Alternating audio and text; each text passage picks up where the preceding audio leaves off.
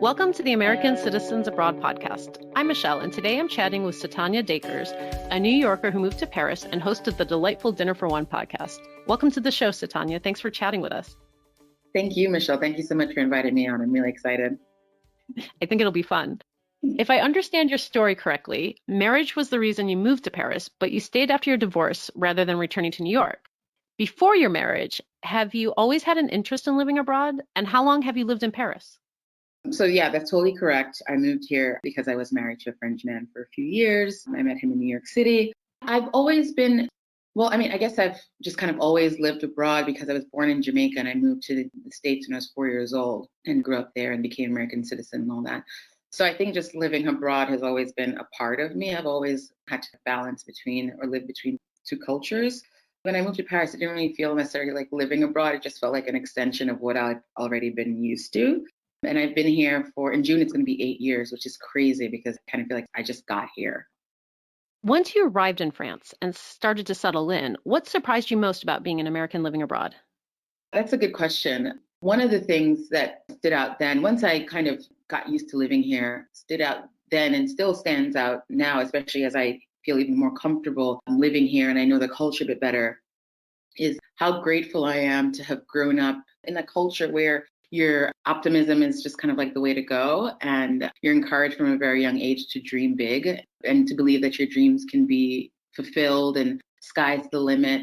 And I found that in France, that's not necessarily the case. And that shows in the way French people can sometimes approach goals that they have or projects or dreams. Whereas an American would be like, I'm going to go, I can do this, I can figure this out. And along the way, even if we fail, we don't necessarily consider it failing. It's just like a stumbling block for us to keep going. I find that a lot of people here, there's a bit more pessimism around not being yourself. That's not a way of putting it, but there's a bit more pessimism around, being who you are, trying to achieve your goals. I just find that the American optimism has helped me a lot in many ways in terms of building a life here and being myself here.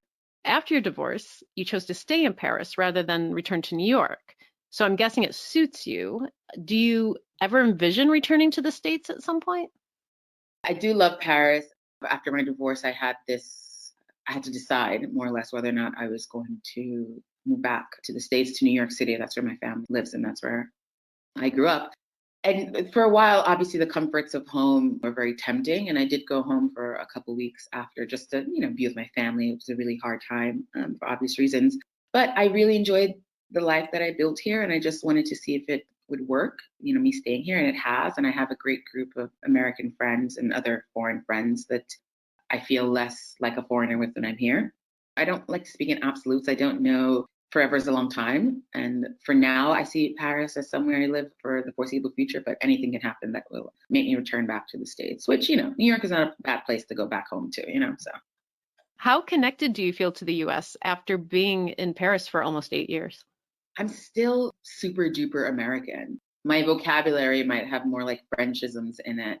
I may have adopted many French lifestyle cultural things, but I'm still very American and very proud. And I feel connected in that way. And also my family and my friends. And back to what I was saying earlier about the optimism, just like who I am. It's very American and I'm proud of that. I've never ever felt disconnected. And also modern technology helps with social media and the news and all that stuff. And I can Skype, that's so old school, but I can FaceTime with my mom and my friends back home and texting. So I don't necessarily feel cut off. And pre-pandemic, I was lucky enough to go back once or twice a year because Paris, New York is not that far. I don't feel disconnected at all. And I think that's also by choice. I don't want to.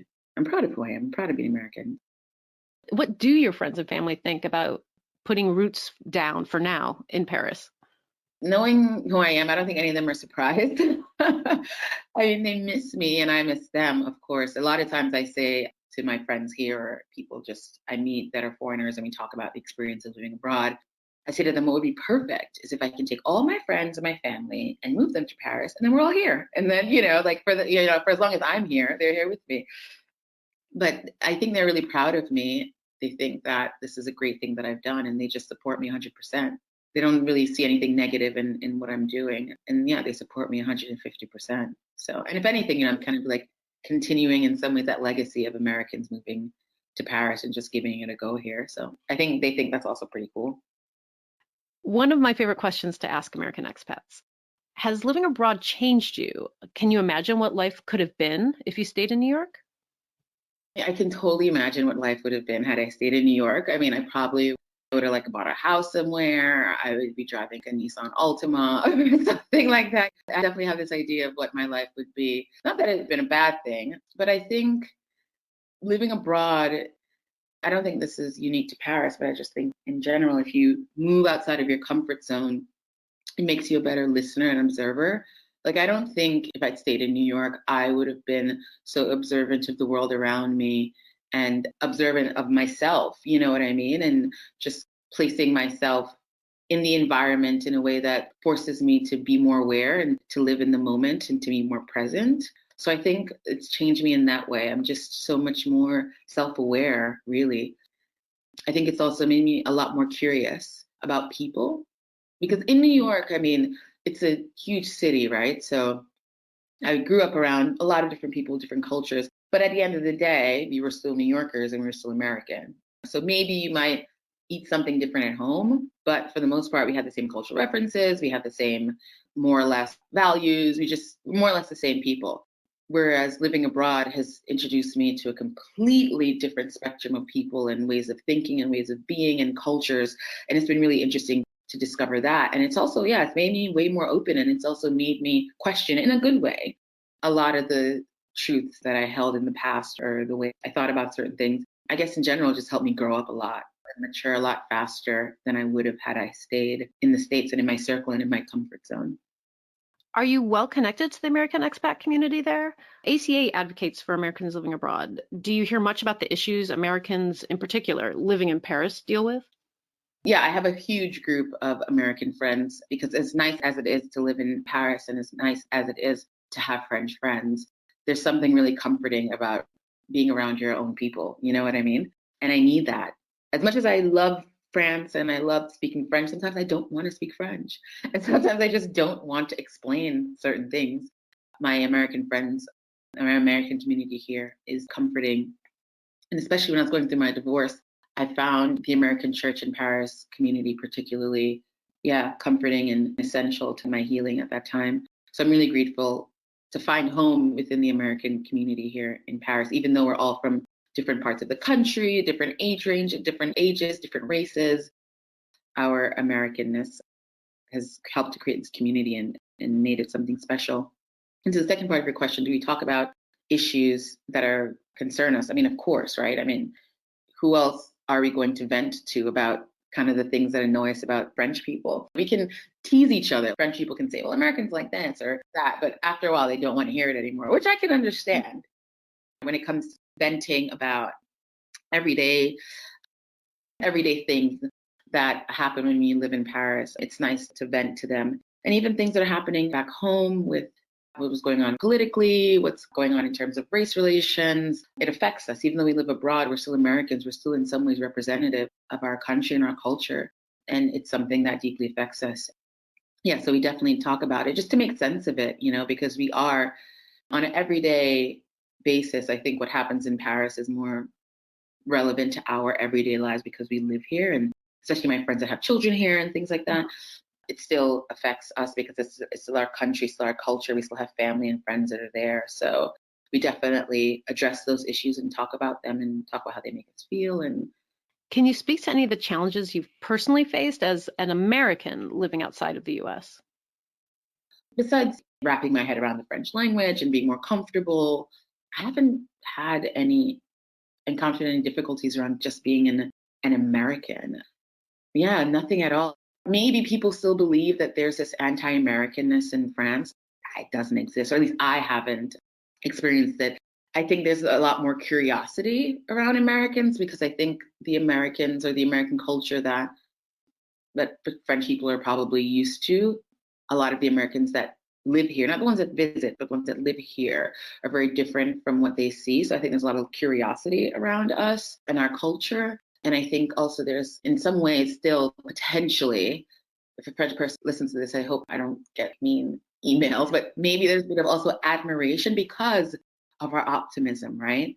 So you have so many Americans that move here to this new country, this new culture, and do amazing things in the creative fields. For example, we have Americans that write books about French cuisine, about living in France. You have people like me that start podcasts. I have a friend of mine that started this antique business. So we come here, we have these ideas, and our background, the way we're educated, the way we're taught to believe in ourselves, propels us to actually make these dreams a reality or try out these creative pursuits. And I think there's a lot of admiration and curiosity around our go-getter spirit. If anything, I've been really embraced and welcomed here. Your podcast is wonderful. And food is such an integral part of French life, pairing it with conversation about relationships and healing and life in general. It's a natural fit for a podcast. That said, though, I feel like it's a unique theme within the podcast realm. Can you speak a bit about where the idea came from, a bit about the podcast origins story? As you mentioned during the introduction, I moved here because I was married. When my ex-husband and I divorced, as anyone can imagine, divorce is really hard, especially when living in a foreign country. I'd only been living here for 3 years at that point. I was younger. I think I was 30, 29, 30, something like that. It seems so long ago now. I was 29 or 30. Instead of sitting with myself and trying to work through those feelings, I'm in a country of €5 rosé. So what did I do? I was drinking a lot of €5 rosé with my friends. One day, or something happened that kind of put everything into perspective, and I realized that I was hurting myself by indulging in all this €5 rosé. Turned down a lot of invitations to happy hour or apéro, as it's called in France. I just started making dinner for myself and not going out. And those dinner for ones really helped me focus on myself, because I was doing something so fundamental to life, which is feeding yourself, right? And I think a lot of people, when you think about dinners, or single people at least, you think about dinners, you think about going out with friends, or you inviting friends over to have a dinner party. And by doing that, especially when you cook for other people, in my opinion, you're showing a lot of love and a lot of care and a lot of affection. And it's almost kind of like, why couldn't I do that for myself? And once I started doing that for myself, I noticed my view of my current situation changed. So I stopped thinking about the end of my marriage as being a failure. I stopped thinking about myself as a failure. All these negative thoughts about myself started decreasing rapidly. And I just started loving myself again, which is what making dinner for one helped me do. Parallel to that happening, so that didn't happen overnight, right? It took a while. So parallel to that happening, I'm still a young divorced woman living in Paris. I wanted to see if someone else is talking about it, what that experience is like, not only being divorced, but living abroad, and especially living in Paris, because Paris is so romanticized and French men are so romanticized. And in my search, I found nothing. I either found older women that were divorced, which is, they have their stories and that's great, but a lot of them, like I mentioned, were older, they had kids, I just felt like they were in different places in their lives. And everything I found about Paris was just how great the city was. And it's just like, yes, it's great, but there's another side to it. Yes, it's great meeting the Frenchman, but there's another side to it. So I decided to open my big New York mouth and talk about it. And I found that I wanted to have the way I spoke about it not necessarily be shrouded with sadness or anger. And I wanted to make people feel like they were with me. And cooking dinner was such an integral part of my healing and getting better. I just thought it'd be a great way to tell my story was through these solo dinners. I was really hesitant about it because I was kind of like, well, who wants to hear about this woman living in Paris? Wow, so sad, cooking dinner for herself. Oh my God. It seems to have worked. So I'm really happy about that. That's essentially the long story of how it came about. I just wanted to add another perspective to the American in Paris story. I like how you've paired some of your dishes with themes of discussion, like the fearless tart, the wonky omelet. Would you describe your podcast as a food themed podcast with a dash of life mixed in, or the opposite, a podcast about life with food as its co-host? Definitely a podcast about life with food as its co-host, because I'm not a chef. And I think you can tell that when you listen to me and I'm like burning stuff or like forgetting to put stuff, like, oh, I forgot to put salt. I'm going to put it in now. I hope it's good. So it's definitely just about life and lifestyle and using food as the anchor, right? Because as I mentioned before, I find food is as a form of showing love and affection and care. I think doing it for yourself or taking the time out of your busy day to prepare food for yourself and make a nice meal is showing yourself love and care and attention that we all need. So food is an essential co-host, but yeah, it's mostly just about my life in Paris in general. And in the wonky omelet, you mentioned that making elaborate meals was a reflection of how you're living, like you were saying, and proving how well you're doing on your own. Could you speak more about the evolution of the podcast and making dinner for one and how your self-care are all intertwined? So even before the podcast, just making dinner for one allowed me to actually like live in my space again and reclaim my apartment. So the apartment that I'm still in, which I love, I shared with my ex-husband. For a long time, when I was on my 5-year rosé trip, I didn't really live here. It was a place where I showered and slept and went to work and then went out after work and stay out until last call and then come home and sleep and to do the whole thing again. So I wasn't taking care of my space. Cooking dinner for one forced me to stay home. I started owning my space again and feeling comfortable. So that was step one. And then once I started doing the podcast, it really helped to continue to boost my confidence inside and outside the kitchen, because here I was telling my story, people were being responsive. I was pushing myself to make more, I wouldn't say difficult meals, but things that maybe I was hesitant about making before, because I had this podcast. It was around cooking and it was around self-care and it was around evolving, and I needed to walk the walk and talk the talk, you know? It helped to build my confidence inside and outside of the kitchen, which then, it made me realize that if I can cook dinner for one, show myself these small acts of care and love, I'm going to be all right. And I'll be able to take whatever life throws at me. I can take care of myself. I can love myself. Before the podcast, but then definitely doing the podcast and continuing to push myself to be vulnerable, to make different types of dishes, to challenge myself. It's really helped me to really like myself again, which is the most important thing anyone can do for themselves, and like love themselves, like despite whatever life may throw at you, and feel like you can overcome any challenges. You mentioned that anyone who's listened to the podcast knows that you're not the best cook. Are you picking up more, or did you pick up more when you moved there? Did you have any expertise or any dishes that you made from when you were a kid that you knew already? How good of a cook were you before and then now? I definitely was not a good cook. I mean, so I lived off campus when I was at university in college, and I live off of like easy mac and cheesy bread. So like I wasn't a good cook, but I think there must have been some, I don't know, maybe like osmosis or something, because my mom is a great cook. And even though when I was younger, she didn't necessarily allow me in the kitchen because I was, probably a nuisance. Just growing up, eating almost every day fresh homemade meals definitely, I guess, had an effect on me and my palate. And then once I moved here, food is such a big part of French culture. Inviting people to your home, have dinners for them is something I get the impression people do from, even if they live in tiny studio apartments, they're inviting friends over. Just also being around fresh produce and seasonal produce and hearing the way French people talk about food, myself just kind of naturally becoming friends with people in the food world. One of my best friends here is an American and is a chef and owns a restaurant here. So just becoming friends with her, it just became such a part of my life. So I just started experimenting more and just becoming more confident in the kitchen. And I mean, if I screwed something up, right, I was making it for myself.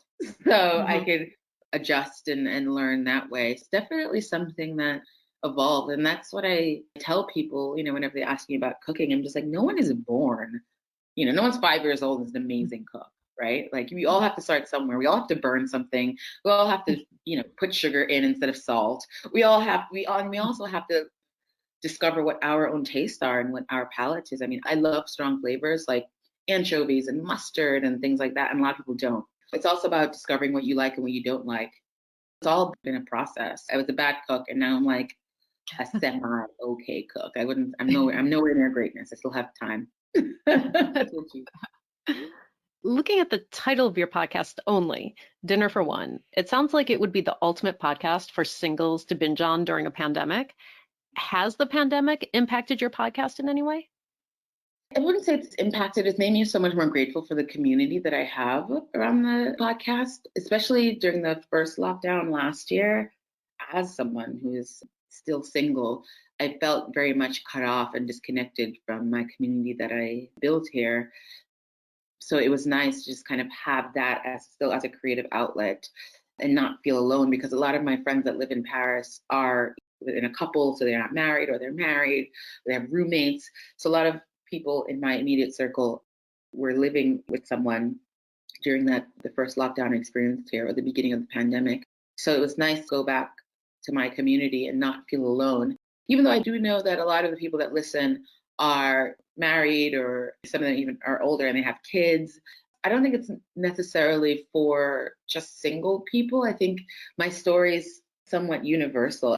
Unfortunately, everyone's had their heart broken at least once, right? Or everyone's had a moment in life where they were single.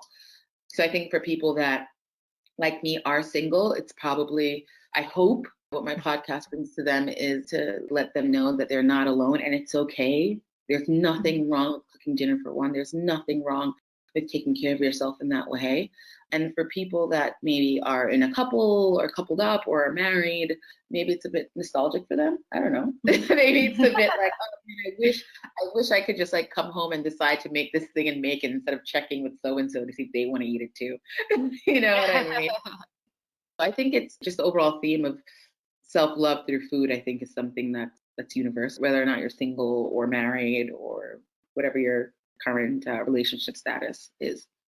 And what about yourself? How have you been during the pandemic? I've been okay. Thanks for asking. First part of the pandemic, the first lockdown we had in France, it was a bit difficult because I was happy to be in Paris just because it's my home now, right? So I'm comfortable here. All my stuff is here. But I really missed my family in New York and my friends, and I was really worried about them because at that point, like, New York was like the epicenter of everything going down, and my parents are a bit older now. And I did feel cut off from my community here in France, in Paris. But for the most part, I've been okay. It kind of feels like this is one of those moments in history where everyone is living the same thing at the same time. So it's reassuring to know that the kind of difficult feelings that I had to work through, and the fear and the sometimes loneliness and the confusion, was something that a lot of people were feeling at the same time, and a lot of people were trying to work through at the same time as well. Now that vaccines are being rolled out a bit slowly in France, but we're getting there, hopefully, it's giving me a lot of hope, and I'm hoping that I'll be able to visit my family this summer because I haven't seen them since 2018. Finally, what's on the horizon for yourself and for Dinner for One? Some exciting stuff.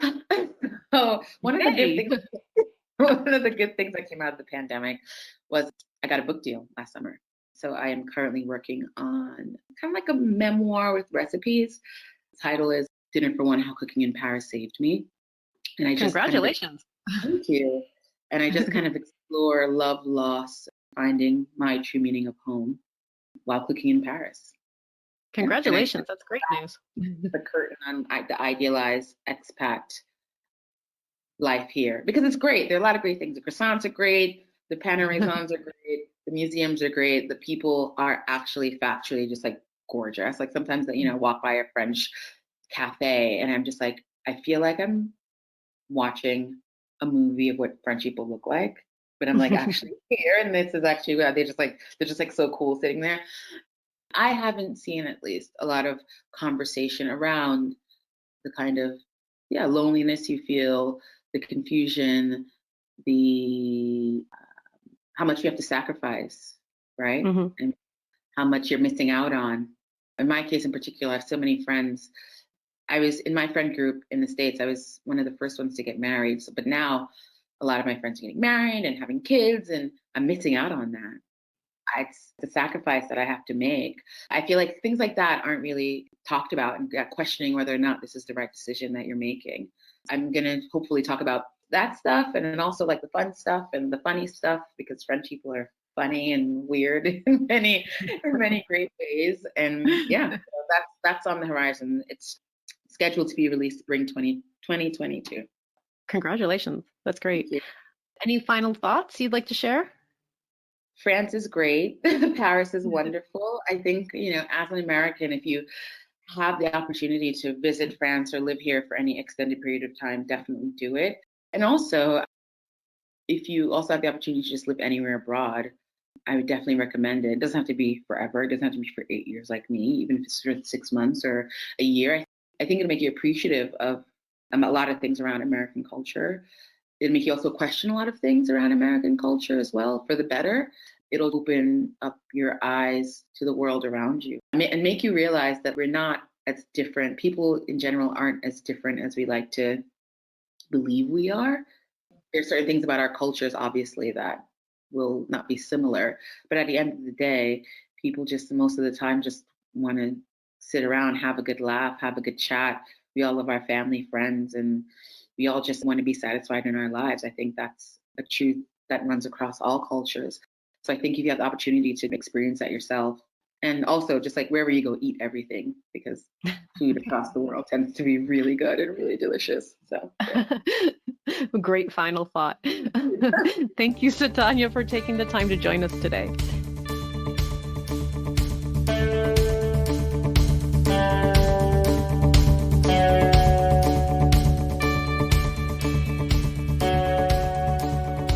And now here is Marylouise Serrato, Executive Director of ACA, to give a quick update on the fundraising efforts for the ACA Global Foundations Research Project with District Economics Group. Hi, Michelle. Thanks for inviting me today. Just want to give everyone a quick update on ACA Global Foundation, ACAGF, and our work on raising funds for our second round of research and data on the overseas Americans community that we're doing with District Economics Group, DEG, here in Washington, D.C. Some of your listeners may remember that back in 2017, we raised funds and did a research project with District Economics Group, a first round, to take a look at the size of the overseas American community, take a look at their tax and compliance, their investment habits, their income makeup, size and demographics. This is a lot of data that just doesn't exist, frankly, anywhere in government offices. There are bits and pieces of it with the Treasury and the IRS,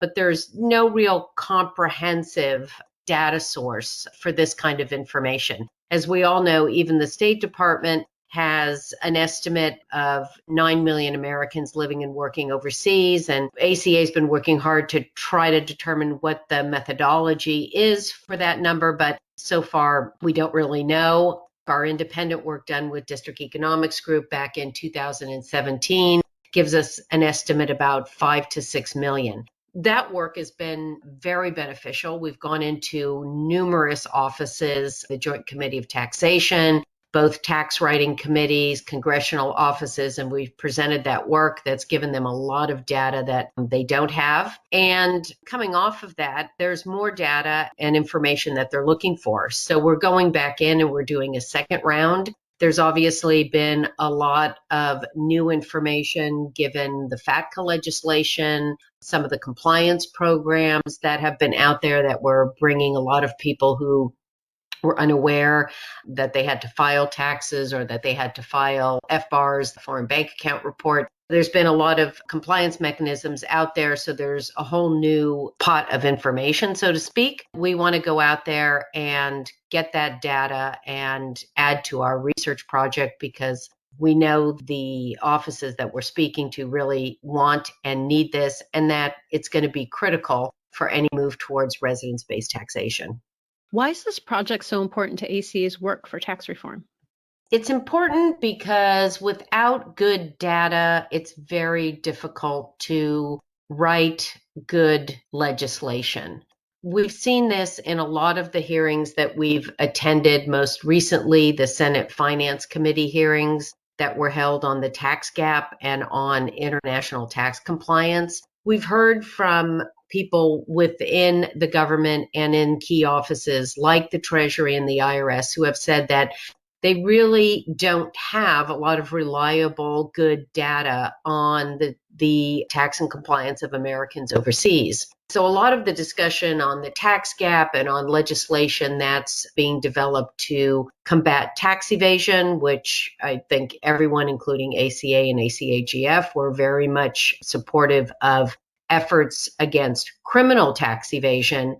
What we don't want to see happen is that compliant, average, everyday Americans who are living overseas get caught up in a lot of that legislation, which has huge negative effects. I don't need to tell many of the listeners on the podcast today because they're very familiar with the negative effects of that. We want to show the offices that are working on tax reform that this is an average community, middle class.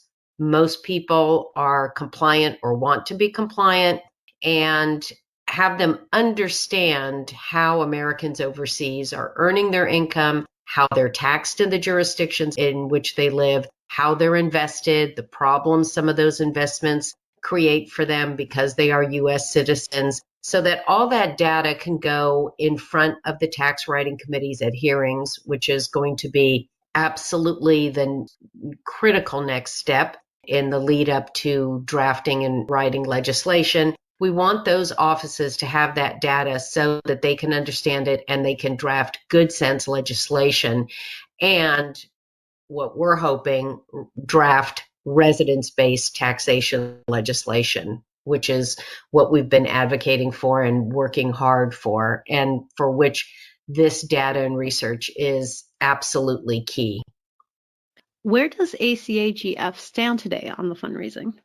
We are really excited. We began the fundraising campaign about a month ago, and within a month, we've raised about 2/3 of the funds. So we have a deadline of July 1 for the remainder.